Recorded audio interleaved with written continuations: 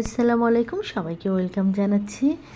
গতকালকে আমরা ইফতার করেছিলাম, যা একটু একটা ছিল ওইসব দিয়ে ইফতার করা হয়েছে। একটু ছোলা ছিল আর আলু ভাজি দিয়ে পরোটা খেতে মন চেয়েছিল অনেক, এই জন্য আলু ভাজি করেছিলাম, যে পরোটা দিয়ে খেয়েছি। ফ্রুটস অল্প একটু ছিল, এটা হচ্ছে হালিম, ভাবির এখানে গেছিলাম, ভাবি হালিম দিয়ে দিয়েছিল। ওই হালিম, তারপরে হচ্ছে ডিম ভুনা করেছিলাম। ধ্রুব বাবা বলো ও পরোটা খাবে না, ও ভাত খাবে। পরে ওর জন্য ভাত করেছিলাম, আর ভাবিরা জিলাপি দিয়ে দিয়েছিল আগের দিন খাইতে খাইতে, ওইটুকুই রয়েছে, ওটাও ইফতার দিচ্ছে। আর এটা ভাত হচ্ছে ধ্রুব বাবার জন্য। এই হচ্ছে আমাদের কালকে ইফতারের আয়োজন ছিল। পরোটা দিয়ে আলু ভাজি খেতে তো অনেক মজা, আপনারা সবাই কম বেশি জানেন।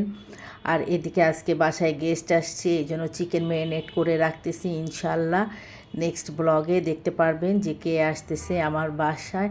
আজকে আমি অনেক বিজি আছি, যেহেতু আমার বাসায় গেস্ট আসবে, এই জন্য সবাই ভালো থাকবেন। আল্লাহ হাফেজ।